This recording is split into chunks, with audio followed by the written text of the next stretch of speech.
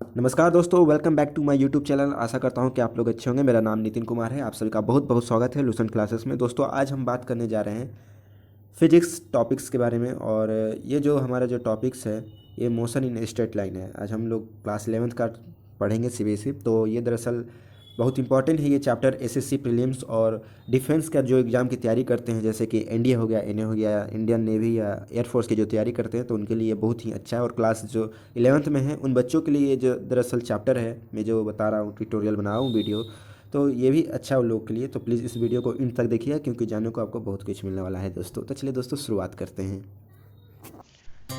शुरू करने से पहले अगर जो इस चैनल पे नए हैं, प्लीज़ इस चैनल को सब्सक्राइब कर लीजिए और नोटिफिकेशन की जो बेल आइकन है उसे दबा लें, ताकि कोई भी नोटिफिकेशन हो आप तक मिलती रहे दोस्तों, और आप लोग रेगुलर अपडेट रहें। चलिए शुरुआत करते हैं। Friends, motion in straight line का क्या मतलब हुआ? इस चैप्टर से हम लोग यही समझ रहे हैं कि जो हमारा मोशन है वो दरअसल स्ट्रेट लाइन में है। मोशन इन स्ट्रेट लाइन को दरअसल हम लोग रेक्टिलिनियर मोशन भी कहते हैं और वन डायमेंशन मोशन भी कहते हैं। वन डायमेंशनल मोशन के बारे में भी जानेंगे, और जो टू डायमेंशनल है, थ्री डायमेंशनल है, उनके बारे में जानेंगे, और कैनामेटिक्स के बारे में भी जानेंगे। कैनामेटिक्स का क्या मतलब होता है? दरअसल कैनी का मतलब होता है मोशन और मैटिक्स का मतलब होता है मैथ। कैनामेटिक्स में इसमें मैथ्स की कैलकुलेशन भी है, जो दरअसल अक्सर एग्जाम में न्यूमेरिकल्स आती हैं। फिजिक्स में ऑब्वियसली है, आपने पहले भी पढ़ा होगा 9th 10th में इसके बारे में।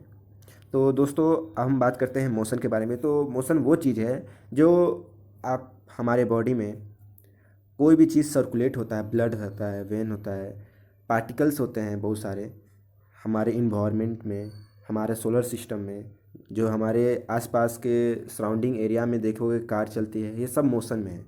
एवरीथिंग इज इन मोशन, हम सब मोशन में हैं।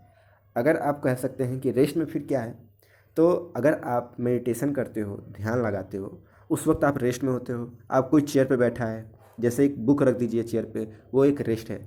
तो इसको हम लोग रेस्ट और मोशन में डिफरेंस जान लिए कि मोशन का मतलब क्या होता है, रेस्ट का मतलब क्या होता है।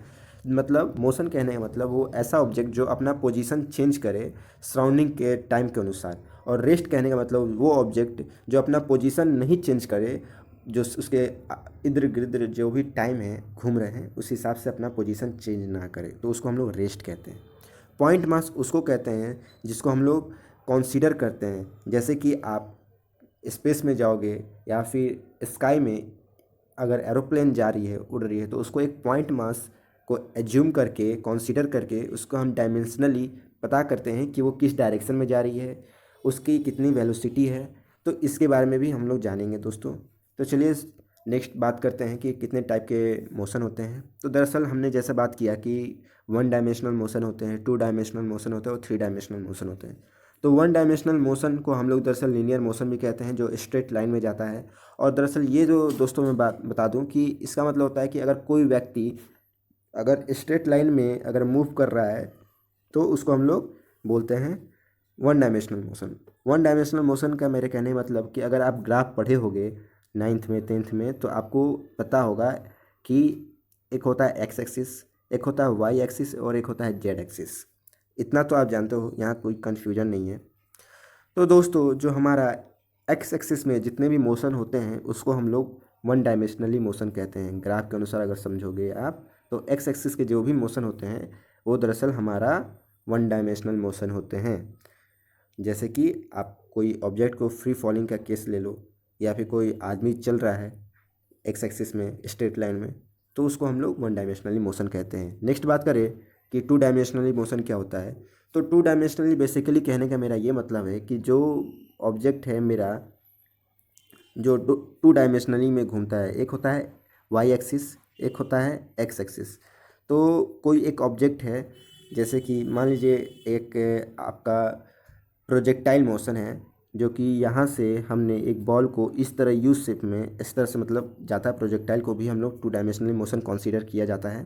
तो एक स्टोन को मान लीजिए, एक बच्चा यहाँ खड़ा है और यहाँ से आपको एक स्टोन फेंका इस तरह से, तो जो स्टोन हमारा इस तरह से गया, तो ये दरअसल प्रोजेक्टाइल पाथ फॉलो किया इस तरह से, तो ये जो हमारा मोशन हुआ दरअसल वो ये टू डायमेंशनली मोशन हुआ। और हम लोग इसका पाथ निकालते हैं ट्रेजेक्ट्री। ट्रेजेक्ट्री का मतलब होता है पाथ। तो अगर टू डायमेंशनली मोशन के एग्जाम्पल की बात करें, तो हमारा सर्कुलर मोशन भी एक तरह का देख सकते हैं आप, इसमें अगर कोई ऑब्जेक्ट है जो सर्कुलरली मोशन में घूमता है तो उसको भी हम लोग दरअसल बात करते हैं कि ये 2 डायमेंशनल है, क्योंकि यहाँ पे आप इमेज में देख सकते हैं कि किस तरह अगर ये ऑब्जेक्ट जो है हमारा जो सराउंडिंग घूम रहा है तो इसका भी जो हम लोग कंसीडर करते हैं पॉइंट, ये 2 डायमेंशनली फॉलो करते हैं। एक होता है आपका ये वेलोसिटी अंदर की तरफ, और इधर जो मूव कर रहा है एक्सेलरेशन इसके तरफ, तो एक होता है एक्स एक्सिस और वाई एक्सिस। आई होप आप समझ रहे होंगे। नेक्स्ट बात करें 3 डायमेंशनल मोशन के बारे में। तो 3 डायमेंशनल मोशन जैसे कि अगर आपका पतंग मतलब कोई उड़ाता है, या बर्ड है जो फ्लाई करता है, या एरोप्लेन हो गया, या जो गैसेस मॉलिक्यूल्स होते हैं हमारा, वो दरअसल हम लोग उसको बोलते हैं 3 डायमेंशनल मोशन, जो हमें केमिस्ट्री में पढ़ने को मिलता है। इसमें दरअसल एक्स एक्सिस भी होते हैं, वाई एक्सिस भी होते हैं और जेड एक्सिस भी होते हैं। एक्स, वाई और जेड तीनों एक्सिस के बारे में पढ़ने को मिलता है। नेक्स्ट बात करें, डिस्टेंस क्या होता है, डिस्प्लेसमेंट क्या होता है और स्पीड क्या होता है। इन सब की बात करें दोस्तों तो देखिए, काइनेमेटिक्स वेरिएबल में ही आपको बता दें कि हमारा डिस्टेंस पढ़ने को आता है, डिस्प्लेसमेंट पढ़ने को मिलता है, स्पीड भी पढ़ने को मिलता है, एक्सेलरेशन भी पढ़ने को मिलता है और जेट भी पढ़ने को मिलता है। डिस्टेंस और डिस्प्लेसमेंट में हम लोग जानते हैं कि क्या अंतर है इन दोनों के बीच, और आराम आराम से समझेंगे। तो दोस्तों, जो हमारा डिस्टेंस है, अगर कोई एक ऑब्जेक्ट है वो अपना एक्चुअली पाथ ट्रेवल करता है पार्टिकुलर इंटरवल ऑफ टाइम के अनुसार, तो उसको हम लोग डिस्टेंस कहते हैं। और जो डिस्प्लेसमेंट है वो दरअसल शॉर्टेज डिस्टेंस ट्रेवल करता है। मान लीजिए एक इनिशियल पोजीशन से फाइनल पोजीशन तक ऑब्जेक्ट गया और वापस अपने ही इनिशियल पोजीशन पे आ गया, तो उसको हम लोग डिस्प्लेसमेंट कहते हैं।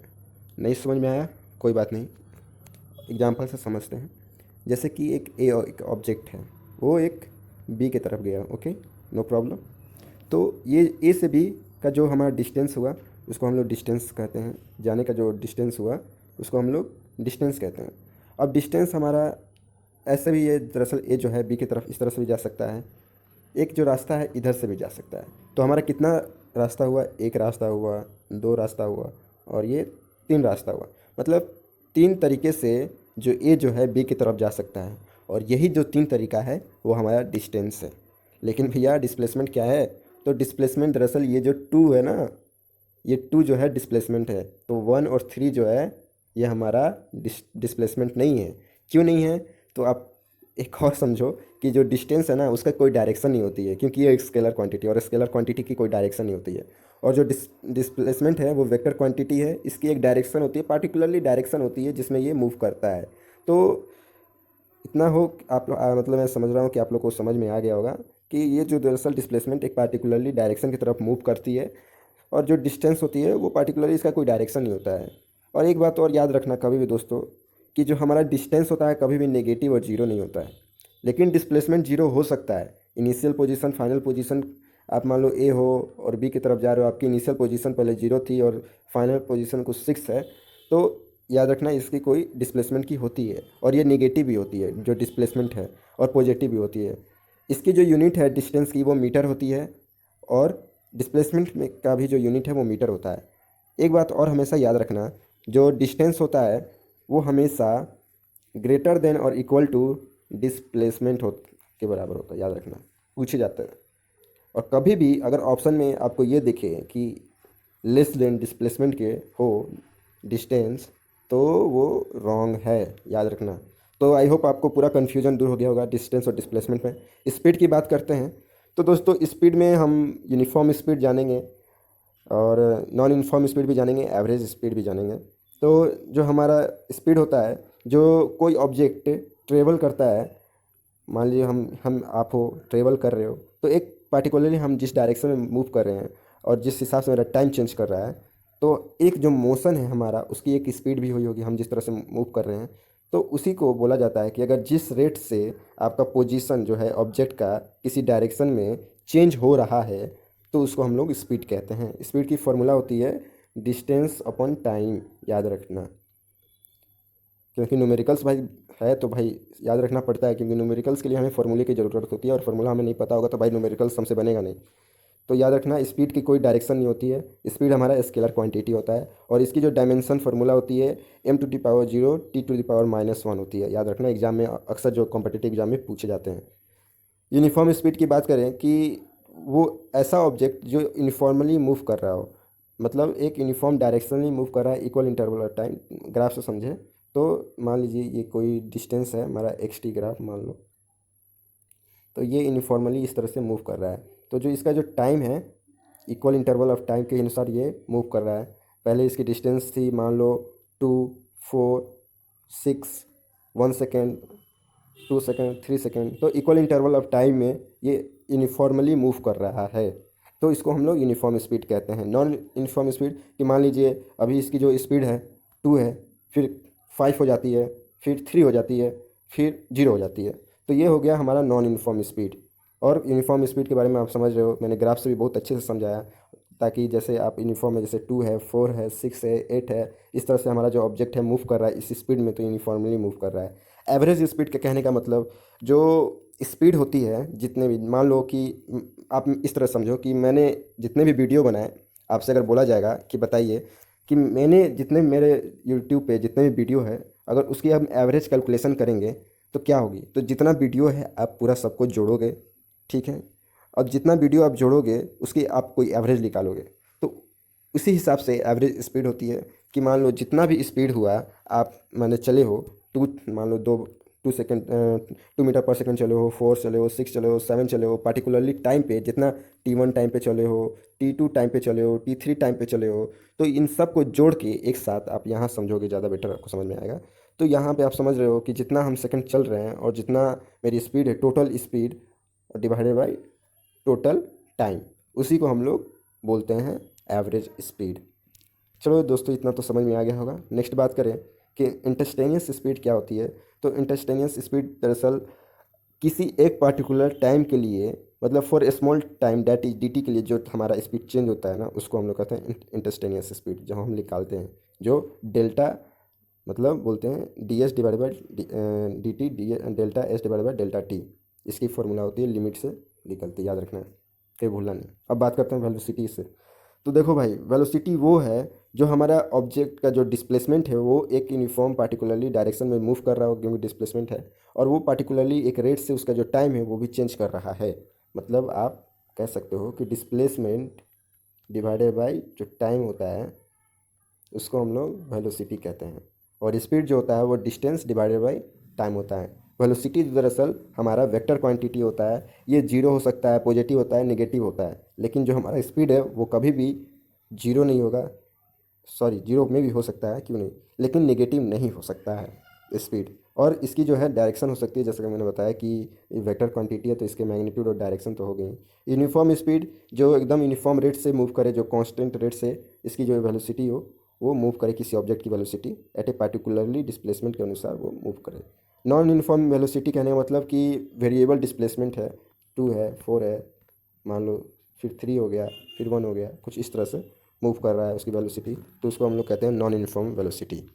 अब हम बात करते हैं दोस्तों रिलेटिव वेलोसिटी के बारे में। रिलेटिव वेलोसिटी दरअसल बहुत लोग इसमें कंफ्यूज हो जाता है, क्योंकि ये दरअसल जो रिलेटिव वेलोसिटी है ही ऐसा कन्फ्यूजन, लेकिन मैं बता रहा हूँ आप कंफ्यूज ना होना, क्योंकि आपसे जो मैं बताऊँगा आप कंफ्यूज कभी नहीं होइएगा।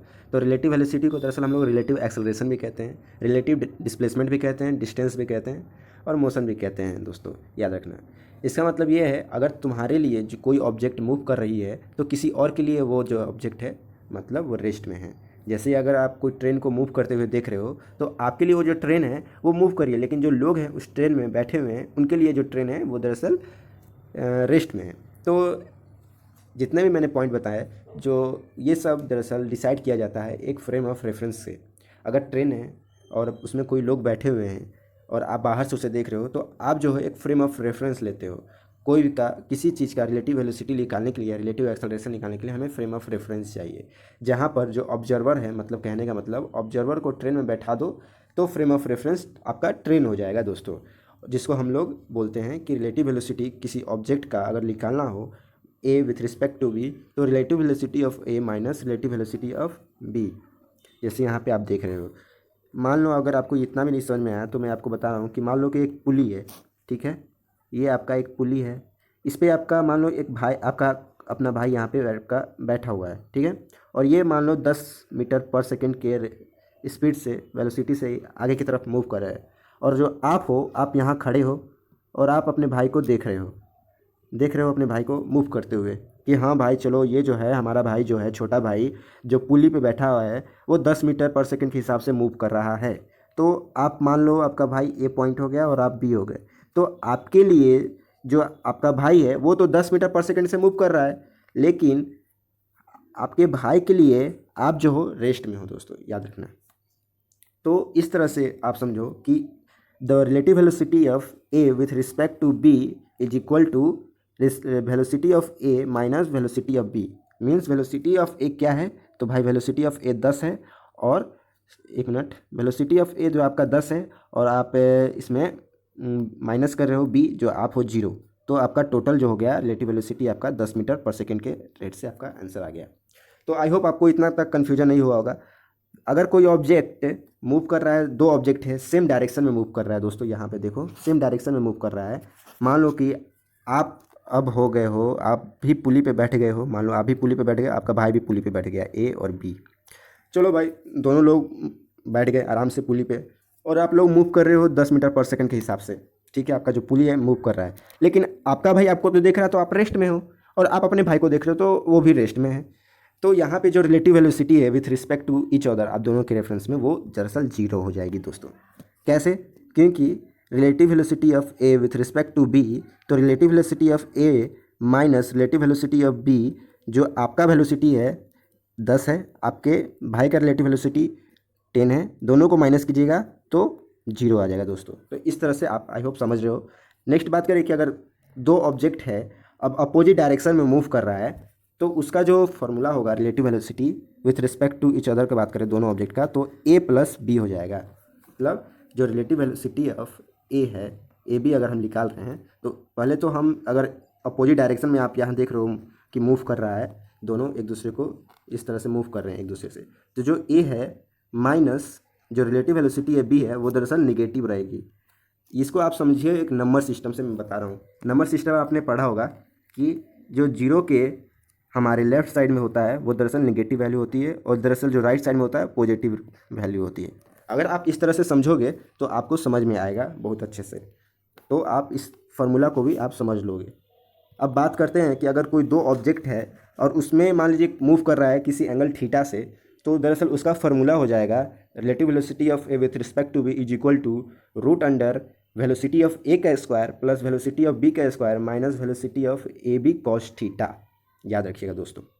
और जो इसकी जो डायरेक्शन है, यानी अब डायरेक्शन की बात करें, टेन जो बीटा है is equal to relative velocity of B sine theta divided by velocity of A minus velocity of B cos theta. ये फॉर्मूला याद रखिएगा। अगर आपने वेक्टर पढ़ा है तो बहुत आसान है, निकालने का रिजल्टेंट होता है। मान लो कोई अगर मूव करा कोई ऑब्जेक्ट एंगल थीटा से, तो आप निकाल सकते हो। जो ये जो रेफरेंस होता है ये हमारा रिजल्टेंट होता है, ये हमारा हुआ ए, ये हमारा हुआ बी। तो ये जो हुआ ए बी का अगर निकालना हुआ हमारा डिस्टेंस और मैग्नीट्यूड, तो ये हमारा रिजल्टेंट आता है, जो कि यहाँ पे अपने फार्मूला लिखा हुआ है। आप यहाँ देख सकते हो इस डायग्राम में। यहाँ पे जैसे यहाँ पे आप देख रहे हो कि इस तरह से मान लो कि एक प्रोजेक्टाइल करते हुए एक यहाँ पे गोला गया बम का, और किस तरह से ये गिर रहा है। तो ये जो आप कंपोनेंट देख रहे हो, X axis B X axis इधर जा रहा है, और जब डाउन हो रहा है तो ये दरअसल वाई एक्सिस नीचे आ जा रहा है, और जो ये बीच का है ये दरअसल हमारा रिजल्टेंट हो गया। आई होप आपको ये डायग्राम से समझ में आ रहा होगा। नेक्स्ट बात करते हैं अब हमारा, आपको न्यूमेरिकल्स की तरफ ले चलते हैं। तो दोस्तों जैसा कि आपने फिगर 1 में आप देख रहे हो कि एक कार जो है, दो कार है, एक दूसरे का अपोजिट डायरेक्शन में ये लोग मूव कर रहे हैं, ठीक है। तो जो कार रेड कलर की है इसकी जो स्पीड है ये दरअसल 25 मीटर पर सेकंड के रेट से है, और जो कार बी है जो ब्लू हल्के ग्रीन कलर की है वो दरअसल 35 मीटर पर सेकंड की। तो दरअसल इसकी जो रिलेटिव वेलोसिटी है आप इसको ए मानो, और ठीक है जब इसको बी मानो, तो इसकी जो रिलेटिव वेलोसिटी है ए बी की, ये दरअसल क्या होगी, तो इसकी जो रिलेटिव वेलोसिटी होगी relative velocity of A minus relative velocity of B. तो आप यहाँ पे देख रहे हो कि किस तरह से ये सॉल्व किया है। तो ए है मेरा 25 मीटर पर सेकेंड माइनस, क्योंकि अभी मैंने जैसे बताया कि ये नंबर सिस्टम के अनुसार चल रहा है कि जो हमारा यूरो मानो और इधर पॉजिटिव रहता है और इधर नेगेटिव, ठीक है। कोई भी ऑब्जेक्ट अगर हमारा पॉजिटिव से 0 से इधर जा रहा है, मान लो कोई भी ऑब्जेक्ट हमारा मूव कर रहा हो, मान लो अगर इधर जा रहा हो तो ये नेगेटिव की ओर जा रहा है, और नेगेटिव से जो हमारा 0 से अगर राइट साइड में जा रहा हो तो ये दरअसल पॉजिटिव जाता है। ओके दोस्तों, इतना कन्फ्यूजन हट गया। इस वजह से यहाँ पर जो है दरअसल नेगेटिव वैल्यू ली गई है। अब तो यहाँ कोई कन्फ्यूजन नहीं है। तो इस तरह से हमारा आंसर आया 60 मीटर पर सेकेंड। रिवर बोट प्रॉब्लम भी बहुत एक तरह का बहुत फेमस प्रॉब्लम है, अक्सर एग्जाम में पूछे जाते हैं दोस्तों। तो दरअसल इसमें देखिए किस तरह से सॉल्व किया। जो हमारा बोट है वो दरअसल जा रहा है 3 मीटर पर सेकंड के रेट से अपना इधर मूव कर रहा है। Okay all right. तो ये दरअसल इसकी जो स्पीड है 3 मीटर पर सेकंड। ओके कोई बात नहीं है, लेकिन दरअसल एक्चुअली में जो हमारा बोट होता है वो वाटर की जो ये होती है वेलोसिटी, ये भी दरअसल इम्पैक्ट करती है बोट पे, क्योंकि ये पुश करती है रेगुलरली। आप अगर बोट को देखोगे, अगर आप बोट अगर हमारा इधर जा रही है किसी किनारे पे, तो वो दरअसल वाटर की वजह से जो फोर्स लगते हैं वो हमारा इस तरह से मूव करती है, ये इस तरह से। ओके, तो ये हमें निकालना है कि बताइए कि रिजल्टेंट वेलोसिटी क्या होगी हमारी बोट की, और जो कि वाटर की जो है स्पीड दी हुई है कि 5 मीटर पर सेकेंड। तो यहाँ पर देखो कि यहाँ पे अगर रिलेटिव वेलोसिटी अगर निकालना हुआ तो आप यहाँ पे इस तरह से निकाला हुआ है, जो इसको ए मानो वेलोसिटी ऑफ जो बोट है, ठीक है, और square, okay, plus velocity of river उसका स्क्वायर। और इस वजह से ये एक्चुअली में लिख लिया। यहाँ पे पाइथागोरस थ्योरम अप्लाई किया गया है। एक ट्रायंगल यहाँ पे बन रही है कुछ इस तरह से, देखो कुछ इस तरह से ट्रायंगल बन रही है। ओके, आपको यहाँ कन्फ्यूजन नहीं हुई होगी। ये दरअसल 3 है और ये 5 है, तो ये कितना होगी, तो इस तरह से निकाला है 925 इज इक्वल टू 34। ओके, √34 की वैल्यू आ जाएगी आपकी दरअसल कुछ इस तरह से, यानी इसकी जो वैल्यू आएगी अप्रॉक्स 5.8 के अप्रॉक्स आ जाएगी वैल्यू। Okay no problem. अब यहाँ जो हमारा तीसरा प्रॉब्लम है, यहाँ देखो टोटल डिस्प्लेसमेंट निकालते कैसे हैं। डिस्प्लेसमेंट हमारा निकलता है final position minus initial position. तो हमारा जो फाइनल एक ऑब्जेक्ट है स्टार्ट किया 0 से चलना, ठीक है, 0 से चलना स्टार्ट किया और पहुँचा 6 तक, ठीक है। अब वापस ये इनिशियल पोजीशन की तरफ चला। तो दरअसल इसका जो फाइनल पोजीशन क्या था, फाइनल पोजीशन हमारा 6 था, और इनिशियल पोजीशन क्या था, इनिशियल पोजीशन हमारा 0 था। तो हमारा जो टोटल डिस्प्लेसमेंट आया दरअसल वो 6 मीटर आ गया। तो आई होप आपको 3 प्रॉब्लम यहाँ मैंने दिखाया, आपको कोई कन्फ्यूजन नहीं होगी। अब हम चलते हैं एवरेज वेलोसिटी के बारे में।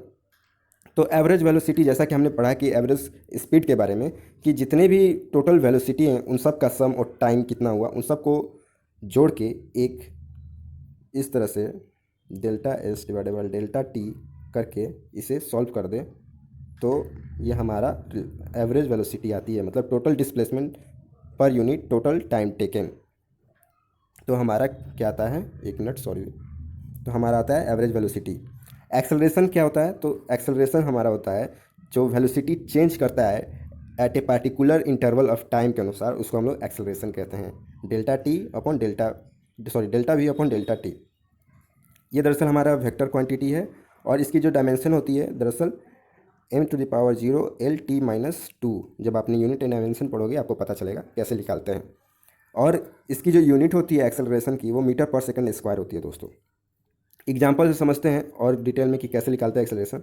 मान लो किसी ऑब्जेक्ट का जो ए है बी तक चला, वो ऑब्जेक्ट, ठीक है, बी तक चला। ओके, जो वेलोसिटी हमारी 1 थी वो दरअसल 3 थी जो ए से चला, और बी तक पहुंचा हमारी जो फाइनल वेलोसिटी थी वो दरअसल कितनी थी, 5 थी। टाइम दरअसल जो यहाँ पे था हमारा वो दरअसल 2 सेकेंड था, और यहाँ पे जब पहुँचा तो 4 सेकेंड में पहुँचा। ओके ऑल राइट, यहाँ तक कोई कन्फ्यूजन नहीं।